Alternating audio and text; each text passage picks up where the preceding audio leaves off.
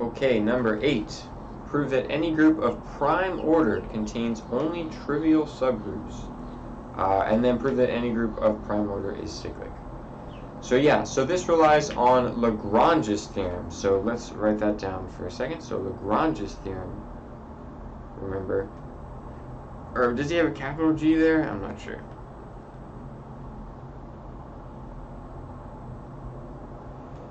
Is that any subgroup, right? So if, here's what Lagrange's theorem says. If H is a subgroup of G, then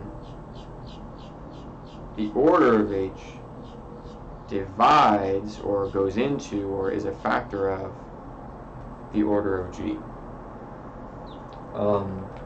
So in our case, we know that the order of G is prime.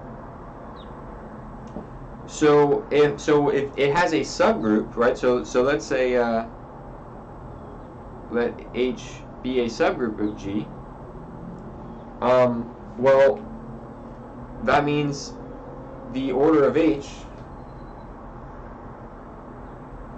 So let's give this a name. Let's say that let's call that P. So it has P things in it, and P is a prime number. So it could be 2 or 3 or 17 or 2,579 or something. So let H be a subgroup of G. Then the order of H has to divide P, right? It has to be a factor of P. But P is a prime number. And what it means to be a prime number, of course, is that you don't have any factors except for 1 and yourself. So either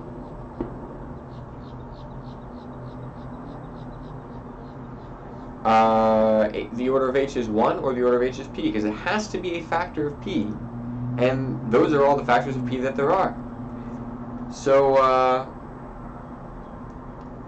but then boom, if H is 1, then it forces you into only one option. H is just the trivial subgroup consisting of only the identity. That's the option if if H is of size 1. But if H is of size P, well, that's the whole thing. G is of size P, so that's the whole thing. So H has got to be G. Boom. Right?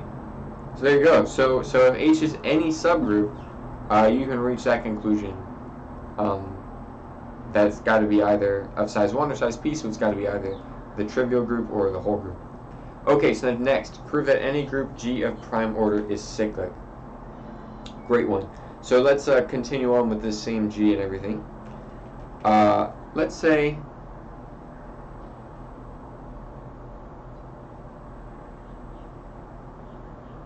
let's pick something. So if G is a prime order, that means it's at least of size 2, right? So there's at least one thing in it besides the identity.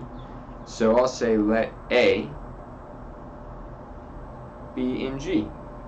And I want to specify it is not the identity. It's something else. And I'll drop that subscript. That's kind of extra.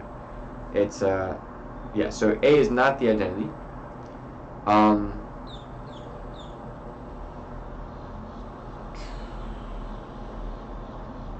So where was I going with that? Oh yeah. So then consider this. So remember what that means is the set of all the powers of A. So just the subgroup generated by A. If you take A and you combine it with itself every which way, that's the subgroup generated by A.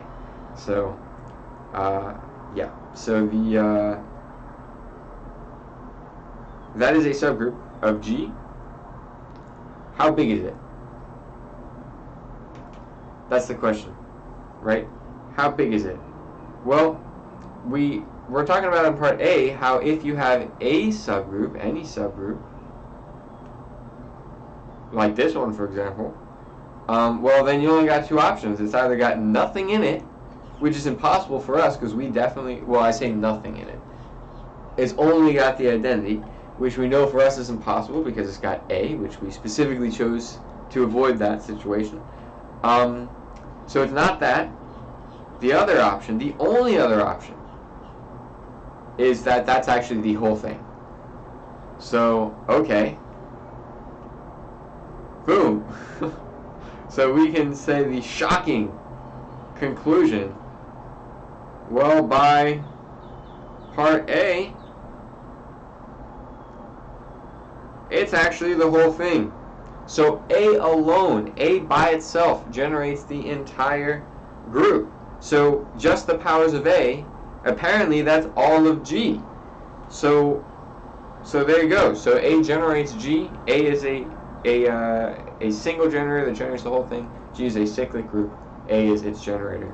But what's almost even more interesting to notice is that A was nothing special. A was literally just any non-identity element of G. So it's looking like any non-identity